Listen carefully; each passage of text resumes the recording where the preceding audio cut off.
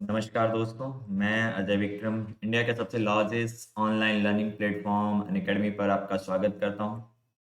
Unacademy पर आप daily live classes, live test, quizzes, structured course, unlimited access यदि एक बार आप सब्सक्राइब कर लेते हैं तो प्राप्त करते हैं। स्ट्रक्चर्ड कोर्सेज जो होते हैं वो अनअकैडमी के टॉप एजुकेटर्स या ये कह सकते हैं कि एक्सपीरियंस फैकल्टीज़ के द्वारा डिराइव किए गए होते हैं। अकेडमी पर आप देश के 100 सबसे दक्ष एजुकेटर्स के साथ पढ़ने का अनुभव भी प्राप्त करते हैं और साथ ही में मैं अपने बारे में बता दूं तो मैं ज्योग्राफी से जेआरएफ पिछले 5 सालों से यूपीएससी सीएससी के लिए अध्यापन कर रहा हूं और यूपीएससी का 2 मेंस लिखने के साथ थोड़ा साहित्यिक अभिरुचि रखता हूं। टीचिंग जो होगी मेरी वो मूलतः geography, environment, ecology, disaster management और करेंट के कुछ टॉपिक से रिलेटेड होगी। अनअकैडमी एक कॉम्प्रिहेंसिव बकेट कह सकते हैं या पंच कह सकते हैं सिलेबस का प्रोवाइड कराता है जहाँ पे डाइवर्सिटी भी होती है। 15,000 से अधिक कोर्सेज रन कर रहे हैं। सो ज्वाइन कर सकते हैं। दो तरह के सब्सक्रिप्शन के ऑप्शंस अवेलेबल हैं, प्लस और आइकनिक। प्लस के लिए 6 मंथ की फीस 40,500 रुपीज है, जबकि आइकनिक के लिए ये 74,500 रुपये है। रेफरल कोड ए विक्रम 10 यूज करेंगे दोनों जगह सब्सक्रिप्शन लेने के लिए। 6 months, 1 year, 2 year NCERT batches सब 18th फेब से शुरू हो रहे हैं, सो ज्वाइन कर सकते हैं। टू डे सबमिट जो अभी भी रन कर रही है 20th एंड 21st को फेब को हेल्ड होगी, सुबह 10 बजे से चल रही है, तो इसे आपको ज्वाइन करना चाहिए। चीफ स्पीकर्स जो होंगे उनमें कैलाश सत्यार्थी, दीपक, जयेश, दुर्गा शक्ति और साथ ही में मेंटोर के रूप में टॉप एजुकेटर्स होंगे अनअकैडमी के, जो यूपीएससी के टूवर्ड्स आपको कैसे बढ़ना है बताएंगे या इसके मार्फत आपको जानकारी देंगे या गाइड करेंगे। Anyone who is keen on cracking civil services can join this meeting. Event जो होगा to guide you through the journey, जिसके लिए होगा वो आप देख सकते हैं, तो ज्वाइन कर लें। To mold yourself, to transform yourself, you should join it. Unacademy पे दो तरह के सब्सक्रिप्शन के ऑप्शंस अवेलेबल हैं, प्लस और आइकनिक, और दोनों के कॉम्बो को पढ़ने का ऑप्शंस आपके पास है। UPSC CSC optional, UPSC CSC GS का आइकनिक एक साथ पढ़ सकते हैं। 12 महीने की फीस 88,705 रुपये। रेफरल कोड ए विक्रम 10 यूज करने पर आपको 10% एक्स्ट्रा डिस्काउंट मिलता है। आज हम लोग इस टॉपिक में बात कर रहे होंगे भूमध्य सागरीय जलवायु की। भूमध्य सागरीय जलवायु की हम बात कर रहे होंगे। भूमध्य सागरीय जलवायु प्रदेश का विकास महाद्वीपों के किस हिस्से में हुआ है ये देखेंगे, यानी कि भूमध्य सागरीय जलवायु करने के क्रम में हम लोग इसके परिचय की बात करेंगे। परिचय के साथ क्षेत्र विस्तार के साथ तापमान इत्यादि की बात कर रहे होंगे। सबसे पहले इसके क्षेत्र विस्तार की बात कर लेते हैं या परिचय की बात कर लेते हैं। इसका विस्तार जो होगा दोनों गोलार्धों में 10 से 30 डिग्री अक्षांशों के मध्य में, यानी कि विषुवत रेखा से दोनों तरफ जो विस्तार होगा वो 30 से 45 डिग्री अक्षांशों के मध्य में, 30 से 45 डिग्री लेटिट्यूड्स के बीच में, 30 से 45 30 डिग्री से 45 डिग्री नॉर्दर्न और सदर्न लेटिट्यूड्स के मध्य में, महाद्वीपों के वेस्टर्न मार्जिन पर, यानी कि इस हिस्से में हुआ पाया जाएगा। मेडिटेरेनियन या भूमध्य सागरीय जलवायु कहेंगे इसे। भूमध्य सागरीय जलवायु, सागरीय जलवायु। इसका सर्वाधिक विकास रूम सागर के क्षेत्र में होने के कारण इसे रूम सागरी जलवायु की संज्ञा भी दी जाती है। देखेंगे सर्वाधिक विकास जो होगा, देखिए 30 डिग्री अक्षांशों से लेकर के 40 या 45 डिग्री अक्षांशों के मध्य में, 30 डिग्री अक्षांश से लेकर के 45 डिग्री अक्षांश के मध्य में इसका सर्वाधिक विकास जो है भूमध्य सागर को ही हम लोग रूम सागर के नाम से भी जानते हैं। भूमध्य सागर, इसी को रूम सागर भी कहते हैं, रूम सागर। इसका सर्वाधिक विकास रूम सागरीय क्षेत्र में होने के कारण इसे रूम सागरीय जलवायु कहते हैं। इसके अतिरिक्त यूएसए के यूएसए के कैलिफोर्निया में केप प्रोविंस या केप टाउन कह सकते हैं, केप टाउन जो सिटी है वहां पे दक्षिणी अमेरिका में, और दक्षिणी पश्चिमी ऑस्ट्रेलिया में, दक्षिणी दक्षिणी पश्चिमी ऑस्ट्रेलिया में दक्षिणी पश्चिमी ऑस्ट्रेलिया में इसका दूसरा सर्वाधिक विकास या सर्वाधिक विकास पाया जाएगा। साथ ही में चिली में चिली में भी यह जलवायु पाई जाएगी, मध्य चिली, मिड चिली मध्य चिली में भी इसका, यानी कि भूमध्य सागरीय क्षेत्र के अलावा दक्षिणी अफ्रीका, ऑस्ट्रेलिया, चिली और संयुक्त राज्य अमेरिका, यहाँ पर इस जलवायु प्रदेश का विकास पाया जाएगा। इस प्रकार की जलवायु उत्तरी अमेरिका के मध्य कैलिफोर्निया में, मध्य चिली में, अफ्रीका के केप टाउन या Cape of Good Hope, Cape Town राजधानी नगर है, Cape of Good Hope Good Hope Good Hope province है, ये प्रोविंस या राज्य है, स्टेट है, जिसकी राजधानी है केप टाउन, जहां पे हुआ होगा। ऑस्ट्रेलिया में इसका सर्वाधिक विकास एडिलेड और पर्थ में, यूरोप में, अफ्रीका और एशिया के मध्य भूमध्य सागर के तटवर्ती क्षेत्रों पर देखेंगे, यूरोप में तटीय क्षेत्र पर, अफ्रीका के भी भूमध्य सागरीय तटवर्ती क्षेत्र और वेस्टर्न एशिया के भी तटवर्ती क्षेत्रों पे, यानी कि जो वो क्षेत्र जो भूमध्य सागर से संलग्न है, वहां पर इसका विकास या विस्तार पाया जाएगा।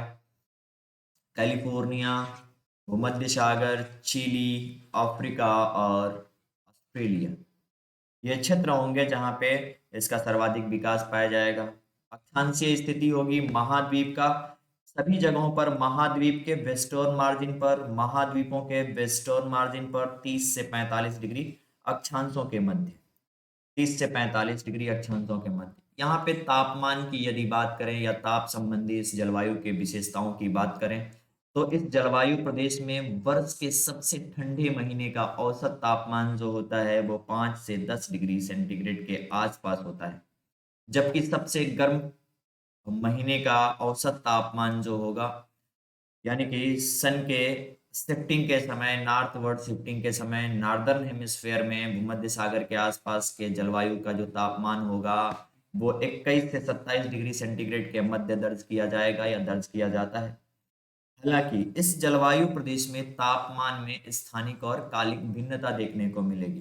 कालिक भिन्नता से तात्पर्य है तट से दूर की ओर जाने पर या तट से अंदर की ओर जाने पर इस जलवायु प्रदेश में तापीय परिवर्तन या अधिक या कम ताप में परिवर्तन देखने को मिलेगा स्थलीय प्रभाव के कारण।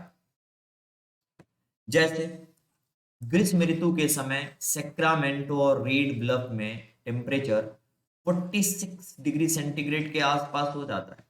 सैक्रामेंटो एक जगह होगा, तट से दूर होगा, यूएस में। San Diego, San Jose, San Francisco से तट से दूर, सैन फ्रांसिस्को के ऊपर यहाँ कहीं सैक्रामेंटो होगा, तट से दूर होगा, और तट से दूर स्थिति के कारण स्थलीय प्रभाव से टेम्परेचर बढ़ करके 46 डिग्री सेंटीग्रेड के आसपास पहुंच जाता है या अधिक हो जाता है, यानी कि औसत तापमान से कहीं अधिक डेविएट करके अधिक हो जाता है।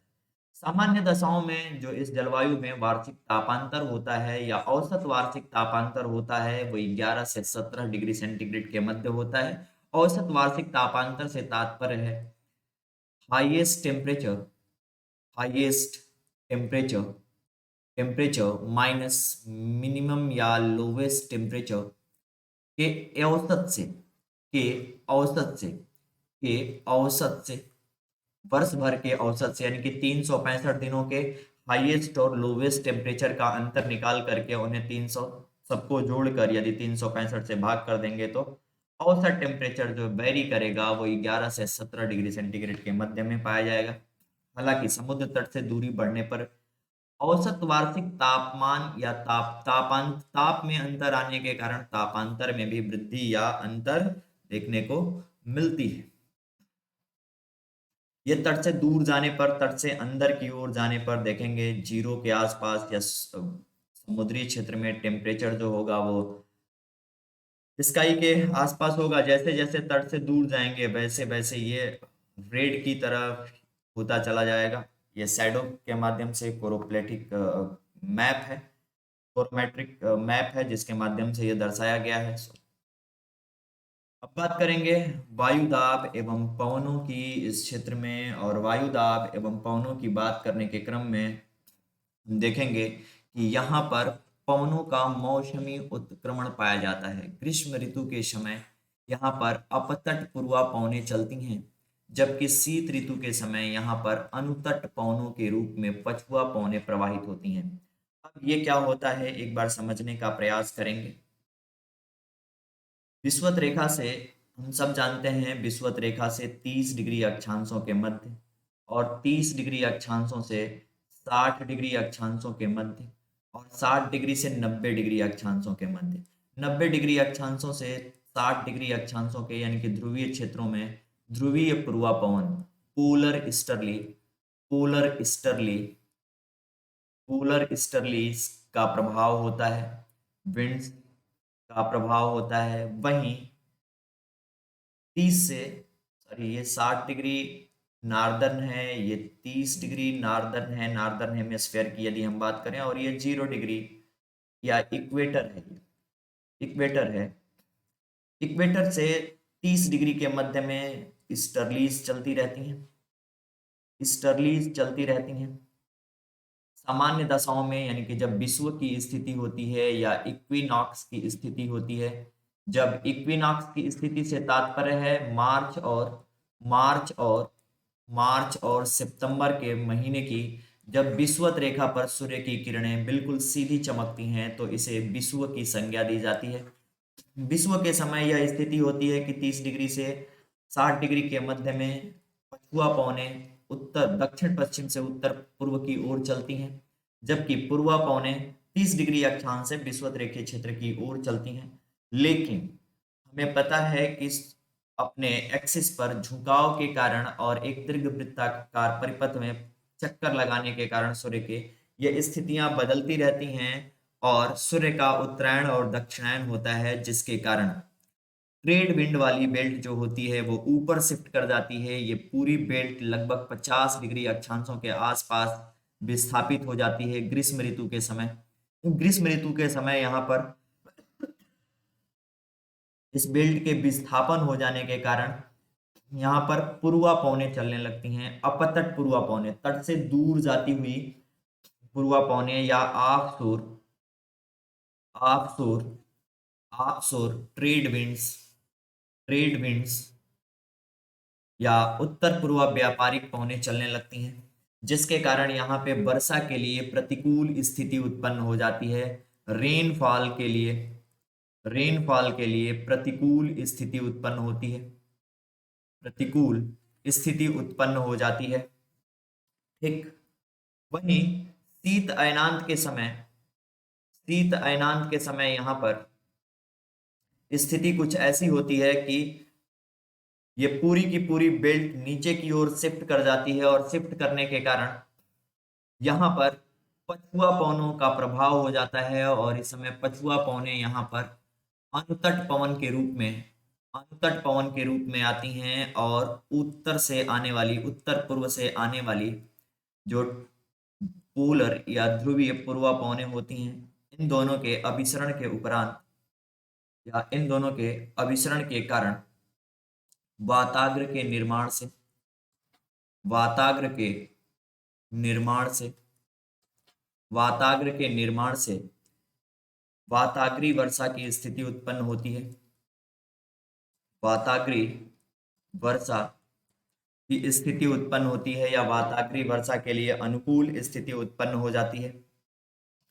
कुल मिलाकर के ये कह सकते हैं कि भूमध्य सागरीय क्षेत्र जो होता है वो शीत अयनांत के समय यानी कि शीत काल में शीत ऋतु के समय शीत ऋतु के समय पछुआ पवनों से प्रभावित क्षेत्र होता है, पछुआ पवनों से प्रभावित क्षेत्र होता है। पवनों से प्रभावित क्षेत्र होता है, जबकि यहाँ पर ग्रीष्म ऋतु के समय पूर्वा पवनों का प्रभाव होता है। सूर्य के उत्तरायण देख लेंगे। सूर्य के उत्तरायण के कारण सभी पेटियों के उत्तर की ओर खिसकाव होने पर उत्तरी गोलार्ध में इस जलवायु प्रदेश में उच्च वायुदाब की स्थिति उत्पन्न हो जाती है, विकास होता है। और इसी समय सहारा मरुस्थल से उत्पन्न सिराको पवन उत्तर दिशा की ओर भी अपवाहित करती है, इटली, स्पेन आदि तक पहुंच जाती है। ठीक बात। अब यदि हम इस जलवायु प्रदेश के आर्द्रता और वर्षण की बात करें, या वर्षा संबंधी या आर्द्रता संबंधी विशेषताओं की बात करें, तो इस जलवायु में औसत वार्षिक वर्षा जो होती है वो 50 से 70 मीटर या 75 सेंटीमीटर, 40 से 75 सेंटीमीटर के आसपास प्राप्त होती है। यह भी तट के समीप या महासागरीय पृष्ठ से संलग्न क्षेत्र में सर्वाधिक होगी, जबकि तट से दूर की ओर जाने पर वर्षा की मात्रा में कमी आती चली जाएगी या कमी आएगी। वर्षा का अधिकतम भाग जो होगा वो शीत ऋतु के समय प्राप्त होगा। यहाँ की अधिकतर वर्षा शीत ऋतु के दौरान ही प्राप्त होगी। शीत ऋतु के दौरान क्यों प्राप्त होगी वो हमने देखा कि शीत ऋतु के समय यहाँ पर ध्रुवीय पूर्वा पवनें, ध्रुवीय पूर्वा पवनें, ध्रुवीय पूर्वा पवनें और पछुआ पवनों के अभिसरण से वाताग्र की स्थिति उत्पन्न होगी, वाताग्र का निर्माण होगा और वाताग्रीय वर्षा के रूप में यहाँ पर वर्षा होगी। यहाँ की शुष्क जो ग्रीष्म ऋतु जो होगी वो सामान्यतः ड्राई रहेगी, क्योंकि अपतट पवनों का, तट से दूर जाने वाली पवनों का या पूर्वा पवनों का प्रभाव होने के कारण वर्षा के लिए प्रतिकूल स्थिति उत्पन्न हो जाएगी। वर्षा का अधिकतम हिस्सा शीतोष्ण कटिबंधीय चक्रवातों से शीत ऋतु के समय होगा, यानी कि शीत ऋतु के समय वर्षा इस जलवायु प्रदेश की एक मुख्य विशेषता होगी। भारत में जो शीत ऋतु के समय उत्तरी पश्चिमी भागों में वर्षा होती है, उसका संबंध भी इसी प्रकार की वर्षा से है। उत्तरी गोलार्ध में इस जलवायु प्रदेश में अधिकांश वर्षा सितंबर से मार्च के मध्य होती है। अब भारत में होने वाली वर्षा का संबंध इस जलवायु प्रदेश से कैसे है वो देख लेंगे। यहाँ पर एक उपोष्ण कटिबंधीय पछुआ जेट स्ट्रीम चल रही होती है, जो यहाँ पर बनने वाले चक्रवातों को अपनी दिशा की ओर पश्चिम से पूर्व की ओर लेकर के भारत के उत्तरी पश्चिमी भाग तक आती है। यही कारण है कि भारत में इस पछुआ जेट स्ट्रीम के प्रभाव में होने वाली वर्षा को पछुआ विक्षोभ भी कहते हैं, पछुआ विक्षोभ भी कहते हैं। वेस्टर्न डिस्टरबेंस के नाम से भी जाना जाता है, क्योंकि इसका संबंध सब ट्रॉपिकल वेस्टर्ली जेट स्ट्रीम से होता है। वही भूमध्य सागर के ऊपर बनने वाले चक्रवातों को अपनी दिशा में मोड़ करके भारत के उत्तरी पश्चिमी भाग तक लेकर के आती है।